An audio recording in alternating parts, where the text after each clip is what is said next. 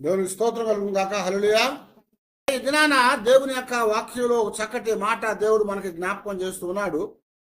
యేసు ప్రభు వారు మాట్లాడుతూ యోహాను సువార్తలో 10వ అధ్యాయము 27వ వచనంలో, నా గొర్రెలు నా స్వరం వినును, నేను వాటిని ఎరుగుదును, అవి నన్ను వెంబడించును, నేను వాటికి నిత్య జీవం నిచ్చుచున్నాను, కనుక అవి ఎన్నటికి నశింపవు, ఎవడును వాటిని నా చేతిలో నుండి అపహరింపడు అని జ్ఞాపకం చేశాడు. యేసుక్రీస్తు వారు గొర్రెల కాపరని, ఆయన గొర్రెలుగా మనం ఉన్నామని, ఆ గొర్రెలు ఆయన స్వరం వింటాయని, ఆయన వాటికి జీవం ఇస్తున్నాడని, అవి ఎప్పుడు కూడా నశించకుండా ఆయన చేతిలో దాచబడి ఉన్నాయి కనుక ఎవరు కూడా అపహరింపలేడు గొప్ప సత్యాన్ని ఇక్కడ జ్ఞాపకం చేశాడు. మనం గమనిస్తూ ఉంటే బైబిల్ గ్రంథంలో గొర్రెలు అని పిలువబడేది, గొర్రెల కాపరని పిలువబడేది చాలా తరచుగా మనం చూస్తూ ఉంటాం. పాత నిబంధనలో గొర్రెలు, గొర్రెల కాపరు అనేవి ఇశ్రాయేలుకి చాలా సుపరిచితమైనవి. కారణం ఏంటంటే ఇశ్రాయేల్ ఎవరట? గొర్రెల కాపరులు. యాకోబు యోసేపు ఐగుప్తులో బ్రతికున్నాడని తెలుసుకొని అక్కడికి వెళ్తానికి యోసేపు పంపినటువంటి ఆ రథాలు బండ్ల మీద యాకోబు వెళ్తున్నప్పుడు, యాకోబు అక్కడికి చేరిన తర్వాత యోసేపు అతనికి చెప్తాడు, నానా ఇదిగో మనం అందరం కూడా గొర్రెలు కలిగిన వారిని, గొర్రెల కాపరులు మనం. అయితే ఐగుప్తులకి గొర్రెలు అనేవి, గొర్రెల కాపరు అనేవారు అసహ్యులు. ఐగుప్తులకి గొర్రెలు, గొర్రెల కాపరులు అసహ్యులు కనుక నువ్వేం పని చేస్తావని అడిగినప్పుడు నువ్వు గొర్రెల కాపరని చెప్పకుండా ఏం చెప్పనంటే, మేము పశువుల మందలు కలిగిన వారు కనుక వాటిని మేపుతూ ఉంటామని చెప్పమన్నాడు. వాటిని మేము సంరక్షణ చేస్తూ ఉంటామని చెప్పి యోసేపు యాకోబుని చెప్పమని చెప్పాడు. కాబట్టి ఇక్కడ ఇశ్రాయేలుకి గొర్రెలు అనేవి, గొర్రెల కాపర్లు అనేటువంటి పదము చాలా సుపరిచితమైంది. అలాగే మనం గమనిస్తూ ఉంటే ఇంకా కూడా మరి అబ్రహాము గొర్రెల మేకల మందలు కలిగిన వాడుగా ఉన్నాడని, అలాగే యాకోబు గొర్రెలను కాచాడని కదా. ఆ తర్వాత మనం చూస్తూ ఉంటే మోషే కూడా గొర్రెల కాపరిగా ఉన్నాడుగా, ఆ తర్వాత దావీదు గొర్రెల కాపరిగా ఉన్నట్లుగా, ఇలాగా అనేకమైన సంగతులు పాత నిబంధనలో మనం గమనిస్తాం. అదే ప్రకారం కొత్త నిబంధనలో కూడా యేసుక్రీస్తు వారు గొర్రెల గురించి, గొర్రెల కాపరి గురించి ఆయన మనకి జ్ఞాపకం చేస్తూ వచ్చాడు. అయితే బైబిల్లో ఈ గొర్రెలు, గొర్రెల కాపరులు అనేవి ఎందుకు మనకు తెలియచేయబడతా ఉన్నాయా అంటే, గొర్రెలు అనేవి తన కాపరిని ఎరిగి ఉండాలి అని చెప్తున్నాడు. ఒక ప్రశ్న వేస్తున్నాడు, మనము మన గొర్రెల కాపరిని ఎరుగున్నామా లేదా అని అడుగుతా ఉన్నాడు దేవుడు. మనము మన గొర్రెల కాపరి స్వరాన్ని వింటున్నామా లేదా అని అడుగుతున్నాడు. కారణం ఏంటంటే మనము ఎవరి గొర్రెలము, ఏ గొర్రెలం అంటున్నాడు. ఎందుకనంటే ఇక్కడ దేవుడు చెప్పినట్టు, అంటే ప్రభువు చెప్పినట్టుగా నా గొర్రెలు నా స్వరమును వినును. దేవుని గొర్రెలు అనేవి ఆయన స్వరం ఏంటట. స్వరం ఏంటి అంటే దాని అర్థం ఏంటి?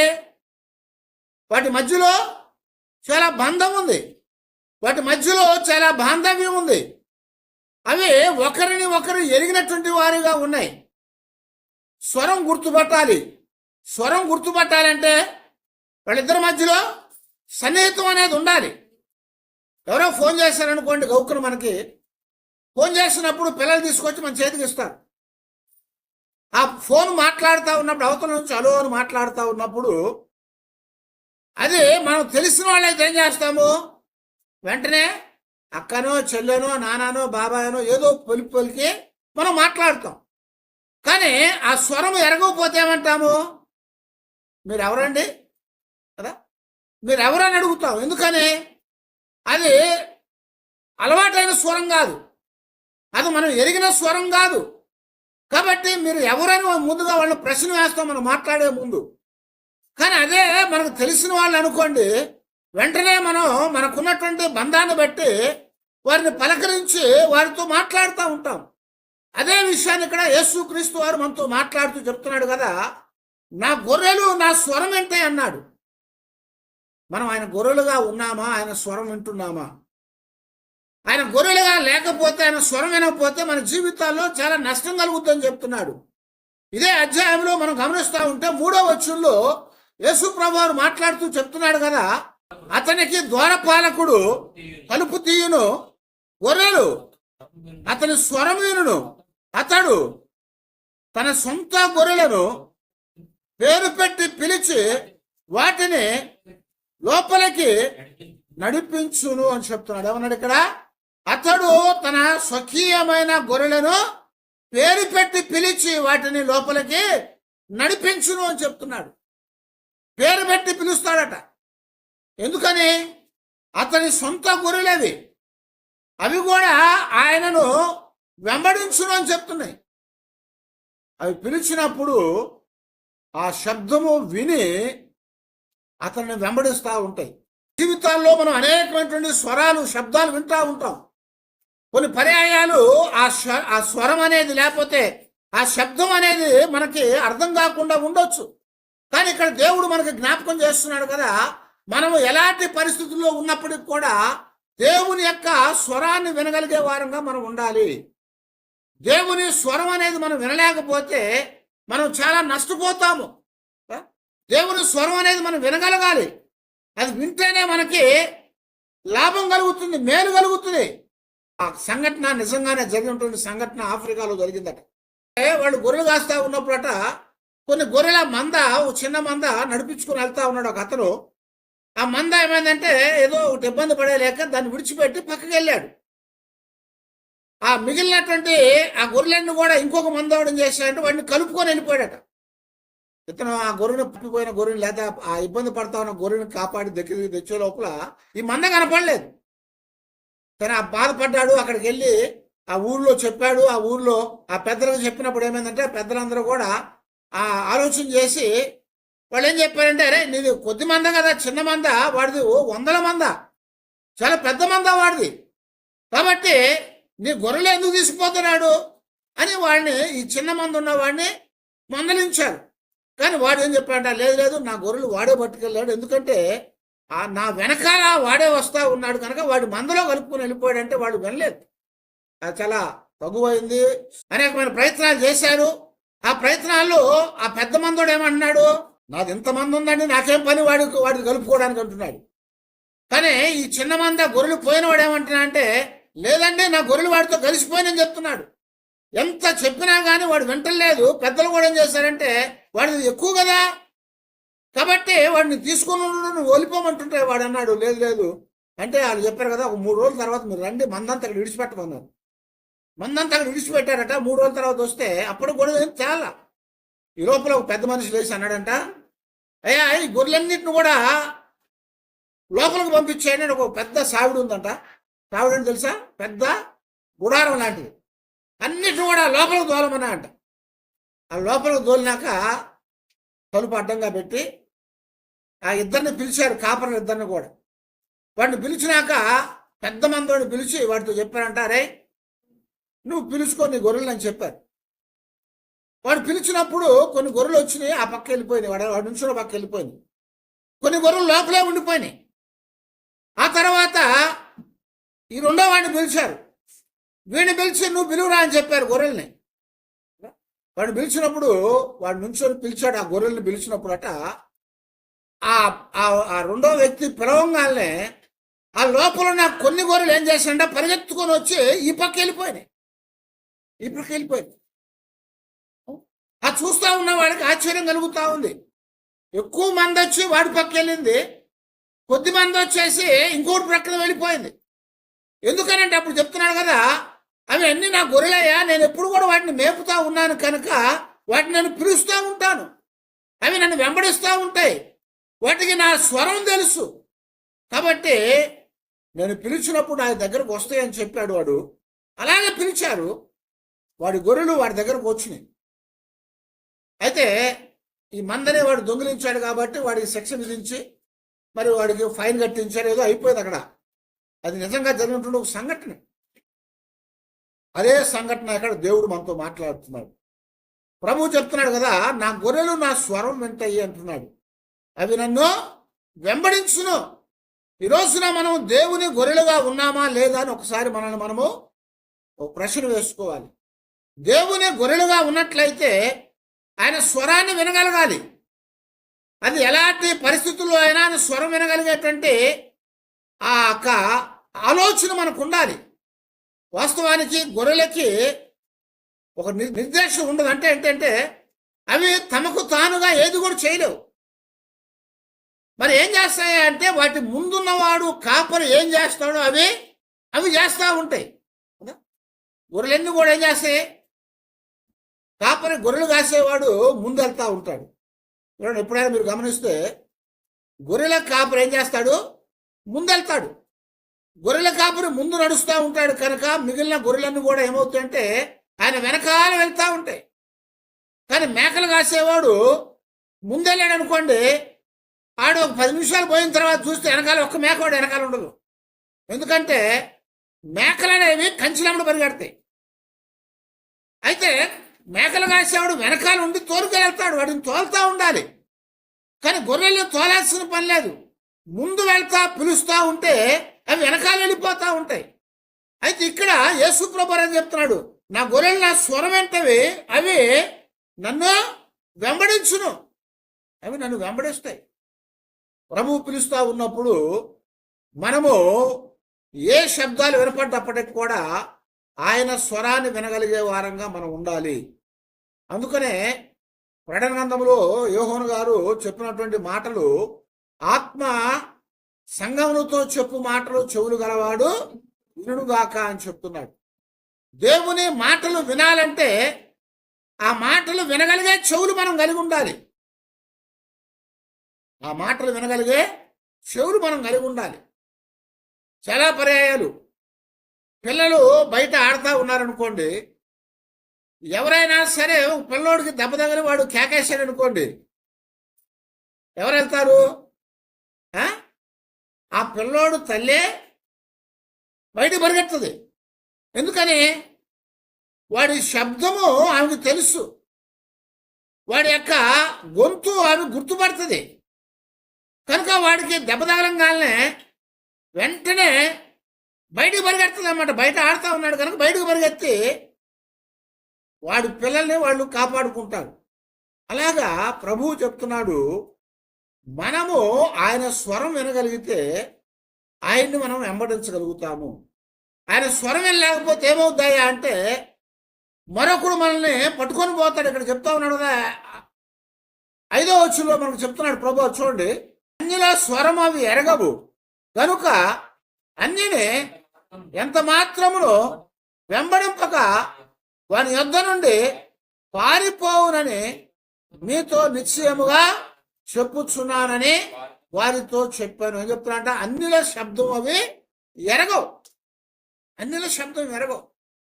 కాబట్టి ఏమవుతుందంటే అన్యుడు పిలిచినప్పుడు వాడి దగ్గరికి వెళ్ళినప్పుడు అవేం చేస్తాయి? వినకుండా పారిపోతాయి, వినకుండా పారిపోతాయి. ఒక గొర్రెల మంద ఉందనుకోండి, ఆ మందలోకి మనం వెళ్ళంగానే ఏమవుతుంది తెలుసా?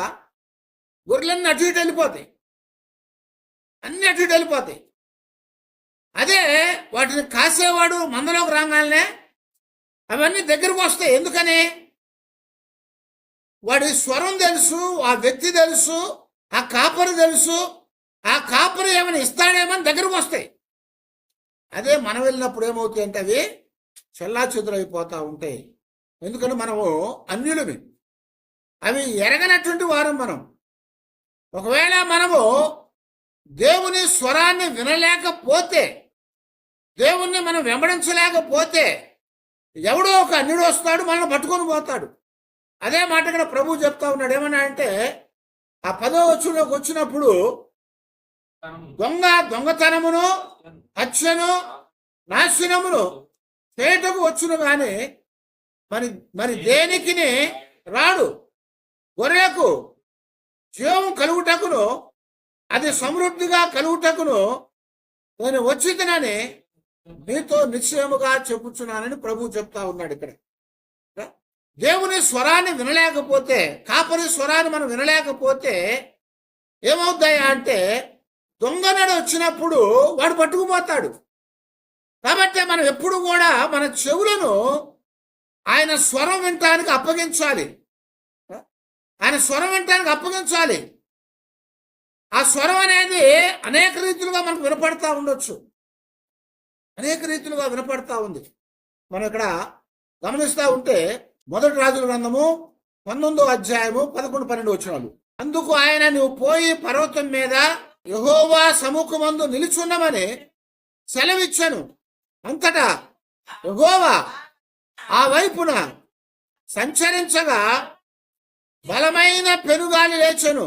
యెహోవా భయమునకు పర్వతములు బద్దలాయను, శిలలు చిన్నాభిన్నములాయను. కానీ యెహోవా ఆ గాలి దెబ్బయందు ప్రత్యక్షము కాలేదు. గాలిపోయిన తరువాత భూకంపము కలిగను గాని ఆ భూకంపమునందు యెహోవా ప్రత్యక్షము కాలేదు.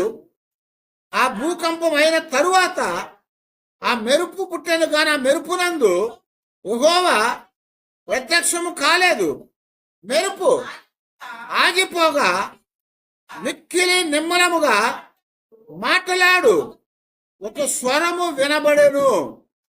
ఏలియా దాన్ని విని తన దుప్పటితో ముఖము కప్పుకొని బయలుదేరి గుహ వాకిట నిలిచెను. చాలు, దేవునికి స్తోత్రం. హల్లెలూయా. ఇక్కడ దేవుడు ఏలియాకి ఒక మాట చెప్పాడు. ఏమని చెప్పాడంటే, నువ్వు త్వరగా వెళ్ళిపోయి అక్కడ ఉన్నటువంటి కొండ మీదకి ఎక్కుండమని చెప్పాడు. ఆ కొండ మీద ఎక్కుండమని చెప్పినప్పుడు ఏలియా అనుకున్నాడు కదా, గబగబా పరిగెత్తుకుని కొండ మీద ఉన్నాడు. ఆ కొండ మీదకి ఎక్కిన తర్వాత ఏమైందట, గొప్ప బలమైన గాలి వీచిందట.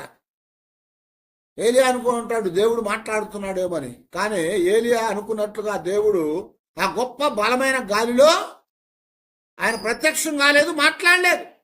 ఆ తర్వాత ఏమొచ్చిందట, భూకంపం కలిగింది. ఆ తర్వాత భూకంపం కలిగింది. ఆ భూకంపం కలగంగానే కొండలు బద్దలైపోయినాయి. ఆ యొక్క మెట్టలన్నీ కూడా తత్తరిల్లిపోయినాయి. అప్పుడు కూడా ఆయన ప్రత్యక్షం కాలేదు, స్వరాన్ని వినిపించలేదు. ఆ తర్వాత మరలా మెరుపులు పుట్టినాయి. ఆ తర్వాత మెరుపులు పుట్టినాయి. మెరుపులు పుట్టినప్పుడు, ఉరుములు వచ్చినప్పుడు అందులో కూడా దేవుడు రాలేదు, అందులో స్వరం వినపడలేదు. కానీ మెరుపు ఆగిపోయింది. ఆ తర్వాత ఏమైందట, నిమ్మలము కాగానే ఒక మెల్లని స్వరం వినపడిందట. నిమ్మలం కాగానే ఒక మెల్లని స్వరం వినపడింది. మనం అనుకుంటాము, ఏలియా అనుకుంటాడు దేవుడు గొప్పవాడు కాబట్టి ఆ గొప్ప శబ్దం రాగానే దేవుడు మాట్లాడుతున్నాడేమో అనుకో ఉంటాడు. కానీ ఆ స్వరంలో దేవుడు మాట్లాడాలి. భూకంపం వచ్చింది కనుక, భూకంపం వచ్చిన తర్వాత అందులో ఆ పర్వతాలు తత్తరిల్లిపోయినాయి, ఆ మెట్టలను కూడా తొలగిపోయినాయి. కానీ అక్కడ కూడా దేవుడు ప్రత్యక్షం కాకుండా మాట్లాడలేదు. అందులో కూడా ఏలియా అనుకుంటాడు ఇప్పుడు దేవుడు మాట్లాడతాడేమో అని, మాట్లాడలేదు. మెరుపులు పుట్టినాయి, ఉరుములు వచ్చినాయి, అందులో కూడా దేవుడు మాట్లాడలేదు. కానీ అదంతా అయిపోయిన తర్వాత ఏమైందట, నెమ్మలమైనటువంటిదిగా అయిపోయిన తర్వాత మెల్లని స్వరం వినపడిందట. మెల్లనే స్వరం వినపడింది. ఆ స్వరాన్ని ఏలియా వినగలిగాడు. మనం దేవుని యొక్క స్వరాన్ని, దేవుని యొక్క మాట, ఆయన శబ్దాన్ని వినగలగాలి. ఆయన శబ్దాన్ని వినగలగాలంటే ఎప్పుడు పడితే అప్పుడు ఆ స్వరాన్ని వినలేము. మనం ఎలా పడితే అలాగా ఆ స్వరాన్ని మనం వినలేము. దేవుడు చెప్తున్నాడు, నా గొర్రెలు నా స్వరం వింటాయి, నా గొర్రెలు నా స్వరం వింటాయి. ఎప్పుడట, నెమ్మదిగా ఉన్నప్పుడే ఆయన మాట్లాడాడు. ఆ స్వరాన్ని ఏలియా వినగలిగాడు. ఆ స్వరాన్ని విని అప్పుడు గుహద్వారం దగ్గరకు వచ్చి నిలబడ్డాడట. దేవా చెప్పు ఏం చేయాలని. అయితే దేవుని యొక్క సన్నిధిలో మనము దేవుని గొర్రెలుగా ఉండాలి, దేవుని స్వరాన్ని వినగలగాలి. దేవుని గొర్రెలుగా ఉండి దేవుని స్వరాన్ని విన్నప్పుడే మన జీవితాల్లో మనకి నెమ్మదిగా ఉంటుంది. మన జీవితాల్లో ఆయన దగ్గర ఉండగలుగుతాము. అప్పుడే ఏమవుదట, మనము నిత్య జీవాన్ని కలిగి ఉండగలుగుతాము, మనము నశించకుండా ఉండగలుగుతాము. ఆయన చేతిలో ఉండి మనల్ని ఎవరు కూడా పెరికి వేయలేరు, లేకపోతే పెరికి వేస్తారు. ఆ స్వరం అనేది అర్థం కాలేదు అనుకోండి, మనకి ఏమవుతాము, తప్పిపోతాం. అనేకమైనటువంటి స్వరాలు వినపడతా ఉంటాయి. అయితే ఆ స్వరాల్లో మనము దేవుని స్వరము ఖచ్చితమైందా కాదా అని మనం తెలుసుకోవాలి. అది తెలుసుకోవాలంటే ఆ శబ్దం మనకి ఎప్పుడు కూడా వినపడుతూ ఉండాలి. ఆ శబ్దం ఎప్పుడు కూడా మనకు వినపడుతూ ఉండాలి. మనం ఎప్పుడు కూడా దేవుని మాట వినగలుగుతూ ఉండాలి. దేవుని మాటలు ఎప్పుడు వింటూ ఉంటేనే ఆ దేవుని స్వరాన్ని మనం అర్థం చేసుకోగలుగుతాం. దేవుని వాక్యాన్ని మనం చదువుతూ ఉంటేనే ఆ యొక్క స్వరాన్ని మనము అర్థం చేసుకోగలుగుతాం. లేకపోతే ఆ స్వరం మనకు అర్థం కాదు. యేసుప్రభు వారు బాప్తిస్మం పొంది బయటకు రాగానే ఏమైందట? ఒక పెద్ద స్వరం వచ్చిందట. ఆకాశంలోంచి పావురం వచ్చి ఆయన మీద వాలింది పరిశుద్ధాత్మ. ఒక స్వరం వచ్చి స్వరం మాట్లాడింది. ఈయన నా ప్రియ కుమారుడు, ఈయనందు నేను ఆనందిస్తున్నానని చెప్పింది. ఆ పక్కనున్న వాళ్ళు అందరూ ఏమనుకున్నారు తెలుసా? ఏదో ఉరిమింది అనుకున్నారండి. ఎందుకని? వాళ్ళకి ఆ స్వరం తెలియదు. ఆ కుమారుడికి మాత్రమే స్వరం తెలుసు కాబట్టి ఆ స్వరాన్ని విని చెప్తున్నాడు, ఇదిగో నా తండ్రి నాతో మాట్లాడుతున్నాడని చెప్పాడు. ఆ తర్వాత అనేక పర్యాయాలు అలాగే స్వరం వినపడింది. ఈయన నా ప్రియకుమారుడు అని చెప్తా ఉన్నాడు దేవుడు. ఆయనకి వినపడతా ఉంది, ఆయనకు అర్థమవుతా ఉంది. కానీ చుట్టూన్న వాళ్ళకి అది ఏదో ఉరుములాగా ఉంది. అది ఏదో ప్రకృతి సంబంధమైనటువంటి ఒక శబ్దంలాగా ఉందే కానీ కాపరి మాట్లాడుతున్నాడు, దేవుడు మాట్లాడుతున్నాడని వాళ్ళకి తెలియబడలేదు. అందుకొరకే చెప్తున్నాడు, మనము దేవుని పిల్లలుగా ఉండగలిగితే, దేవుని గొర్రెలుగా మనం ఉండగలిగితే ఆ స్వరాన్ని మనం వినగలుగుతాము, ఆ శబ్దాన్ని మనం వినగలుగుతాము. ఆ శబ్దం విన్నప్పుడు మనం ఏం చేయాలో చెప్తా ఉంటుంది. ఇక్కడ గొర్రెలకి ఏమంటాడట? నేను గొర్రెలకు మంచి కాపరిని కాబట్టి వాటిని పిలిచినప్పుడు అవి నా స్వరం వింటాయి. ఆయన స్వకీయమైనటువంటి గొర్రెలను పేరు పెట్టి ఆయన పిలుస్తాడు. గొర్రెలను పేరు పెట్టి పిలుస్తాడు. ఇది మనకు ఆశ్చర్యం అనిపించవచ్చు. గొర్రెలకు పేర్లు ఉంటాయా? అన్నీ ఒకేలాగా ఉంటాయి కదా అని కదా. అన్ని గొర్రెలు ఒకేలాగా ఉంటాయి. కానీ ఆ కాపరి వచ్చి ఒక్కొక్క గొర్రెని ఒక్కొక్కలాగా పిలిచినప్పుడు అవి వస్తూ ఉంటాయి. అప్పుడప్పుడు మనం గమనిస్తూ ఉంటాం మందల్లో, అంటే ఆ పశువుల మందలో గుంపులో ఆ పశువులు కాసేవాడు వచ్చి ఒక పేరుతో పిలవంగానే ఏమవుతుంది తెలుసా? ఒకటే వచ్చింది, ఒక పశువే వచ్చేస్తుంది దగ్గరికి. ఎందుకని? ఆ పేరుతో దాన్ని పిలుస్తాడు కాబట్టి దానికి అర్థమవుతుంది, దానికి అర్థమవుతూ ఉంటుంది. మరలా ఇంకొక పేరుతో పిలిచినప్పుడు ఇంకో పశువు వస్తూ ఉంటుంది. కారణం ఏంటంటే ఆ పశువుకి ఆ పేరు అలవాటు కనుక ఆ పేరుతో పిలిచినప్పుడు ఆ పేరు విని ఆ పశువు దగ్గరకు వస్తూ ఉంటుంది. అలాగా ఒక్కొక్క దానికి ఒక్కొక్క పేరు పెడతా ఉంటాడు. ఆ పేరు పెట్టి పిలిచినప్పుడట అవి దగ్గరకు వస్తూ ఉంటాయి. ఎలాగ వచ్చినాయా అంటే ఆ పేరు దానికి అలవాటైంది, ఆ స్వరముతో పిలిచాడు కాబట్టి అది దానికి తెలిసింది. అందుకొరకే మనము కూడా మన ప్రభువు పిలిచినప్పుడు ఆ స్వరాన్ని వినగలిగే వారంగా మనం ఉండాలి. మనం ఆ ప్రభువు పిలిచినప్పుడు దానిని ఎరిగిన వారమే ఆయన దగ్గరికి రాగలిగే వారంగా మనం ఉండాలి. యేసు ప్రభువారు ఆయన గొర్రెల కాపరి. అందుకనే దావీదు కూడా 23వ కీర్తనలో చెప్తా ఉంటాడు, యెహోవా నాకు కాపరి, నాకు లేమి కలగదు అని చెప్పాడు. ఆయన కాపరిగా ఉన్నాడు కాబట్టి వాటికి లేముండదు. ఆయన కాపరిగా ఉంటే మనం ఎప్పుడు కూడా దిగులు పడవలసిన పని ఉండదు. ఎందుకంటే ఆయన అన్నింటిని చూసుకుంటాడు. ఇందా చెప్పినట్టుగా గొర్రెలకి ఒక నిర్దేశం అనేది ఉండదు, కానీ అవి వాటి నిర్దేశం అంతా ఏంటి? ఆ కాపరే. ఆ కాపరే. ఒక గొర్రె పక్కకు పరిగెత్తుంది అనుకోండి, మిగిలిన గొర్రెలను కూడా అటే పరిగెడతాయి. ముందున్నది ఏదైతే ఉందో దానినే చూడగలుగుతూ ఉంటాయి. అందుకే మనం ఎప్పుడు కూడా మనకు ముందున్నటువంటి మన ప్రభువునే చూడగలగాలి. దావీదు జ్ఞాపకం చేస్తూ ఉంటాడు, ఇదిగో నేను సదాకాలము యెహోవాను నా గురిగా ఉంచుకొని ఉన్నాను. 16వ కీర్తన 8వ వచనం చెప్తా ఉంటాడు. నా గురిగా ఎవరున్నారట? యెహోవా ఉన్నాడు. నేను ఆయన చూస్తూ ఉన్నాను. ఆయన ఎటు వెళ్తే నేను అటు వెళ్తాను. ఎందుకంటే మన గురిని నిర్దేశించేది ఆయనే. ఆయన వెళ్ళిన వైపే మనం వెళ్ళగలగాలి. ఆయన వెళ్ళిన వైపే మనం వెళ్ళాలి. ఆయన వెళ్ళిన వైపు మనం వెళ్ళలేదంటే మన జీవితాల్లో ఆయన స్వరాన్ని మనం గుర్తుపట్టలేకపోతున్నాం. ఆయన వెళ్ళిన వైపు మనం వెళ్ళాలంటే ఆయనను మన నేత్రాలు చూడలేకపోతున్నాయి. కాబట్టి ఆత్మీయ అంధత్వము, ఆత్మీయ మందం అనేది వచ్చేసింది మనకి. ఆత్మీయ మందత్వం కానీ, ఆత్మీయ చెవులు మందం కానీ కలిగినట్లయితే మనం ఎంతగానో నష్టపోతామని చెప్తున్నాడు. మన జీవితాల్లో దేవునితో మనకున్నటువంటి ఆ సంబంధం అనేది, దేవునితో మనకున్నటువంటి ఆ యొక్క ఐక్యత అనేది మనము ఆయన ఎలాగ మాట్లాడినా మనం వినగలుగుతామని చెప్తున్నాడు. ఎలాగ మాట్లాడినా వినగలుగుతాం. ఎందుకంటే ఆ గొర్రెలను ఆయన కాస్త వాటిని తీసుకుని వెళ్తా ఉంటాడు. ఆ గొర్రెలు కొన్నిసార్లు ఆయన ఎత్తుకుంటానని చెప్తున్నాడు. యెషయా గ్రంథం 40, 41, 42 అధ్యాయాలు చెప్తా ఉంటాడు. ఆయనట ఆ గొర్రెలను ఎత్తుకుంటాడట. వాటిని పెద్దవాటిని నడిపిస్తాడట. ఆ చిన్న పిల్లలనట ఆయన ఎత్తుకొని వాటిని నడిపించేవాడుగా ఉంటాడు. ఆయన రొమ్మును ఆనించుకుంటాడు అని చెప్తున్నాడు. ఆయన రొమ్మును ఆనించుకుంటాడు కనుక ఆ గుండె శబ్దం అవి వింటా ఉంటాయి.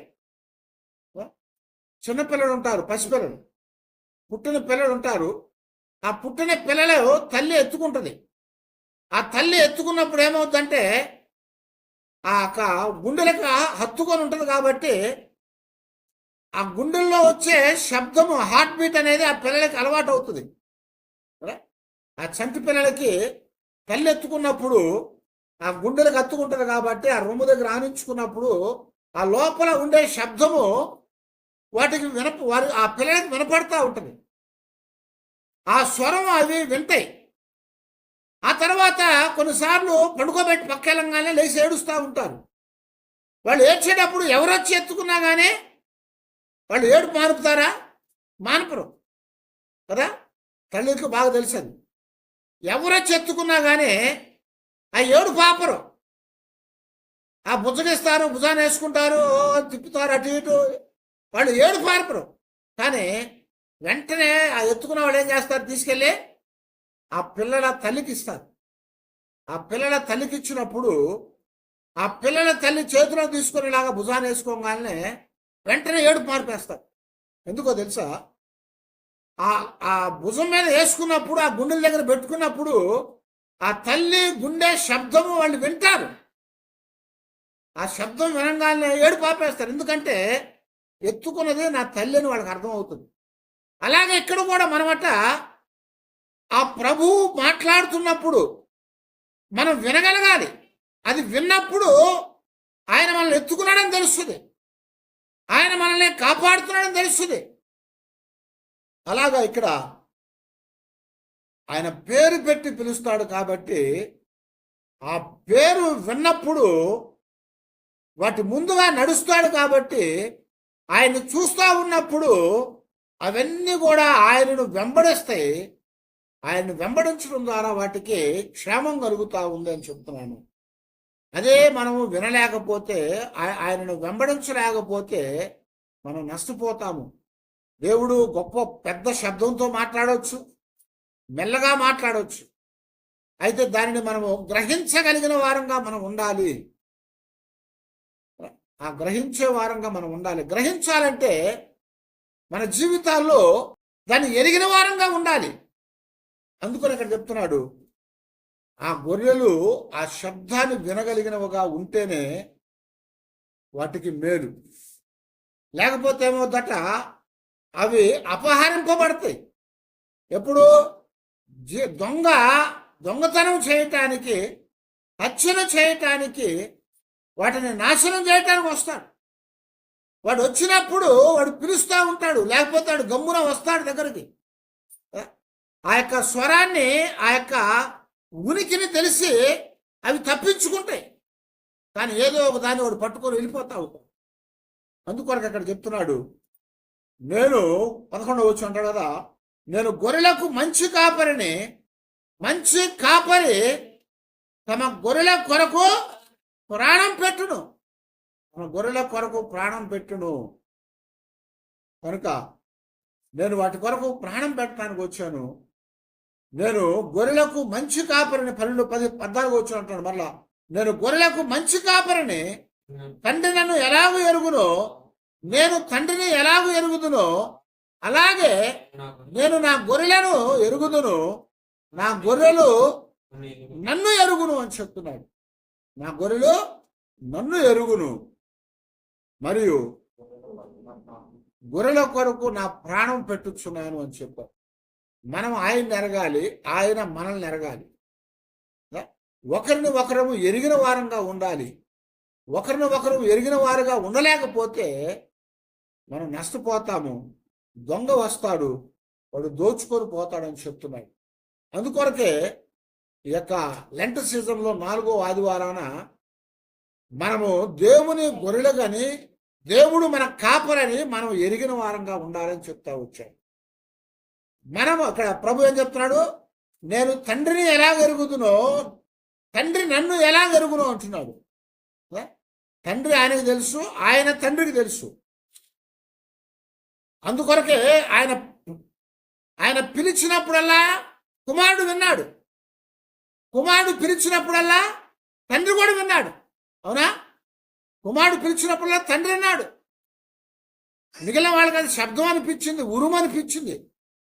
కానీ కుమారుడు పిలిచినప్పుడల్లా తండ్రి విన్నాడు. తండ్రి అని పిలిచి ఆ రొట్టెలు పైకెత్తి ఆశీర్వించి వీటిని సమృద్ధి చేయమన్నాడు. తండ్రి విన్నాడు కదా. తండ్రి వినేం చేశాడు, వాటిని విరుస్తూ ఉండే కొంది అవి ఎక్కువ అవుతా ఉన్నాయి. అవి విరిచిన కొద్ది ఎక్కువైనాయి. అలాగన తండ్రి అని పిలిచి ఒక కార్యాన్ని చేశాడు. వెంటనే ఆ కార్యం జరిగింది.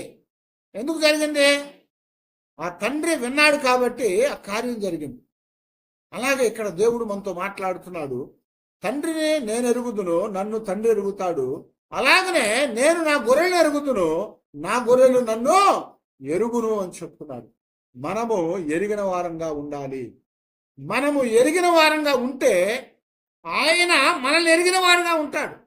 అప్పుడు మన జీవితాల్లో మనం అందరం కూడా కలిసి ఉండగలుగుతాం. అంటే కాపరితో కలిసి ఉండగలుగుతాము. ఆ కాపరితో కలిసి ఉండగలిగినప్పుడే ఆ కాపరి ఎక్కడికి వెళ్తాడో అక్కడికి మనం వెళ్ళగలుగుతాము కదా. కాపరి ఎక్కడికి వెళ్తాడో అక్కడికి వెళ్ళగలుగుతాం. కాపరితో ఉన్నప్పుడు మనకి లేమనేది ఉండదు.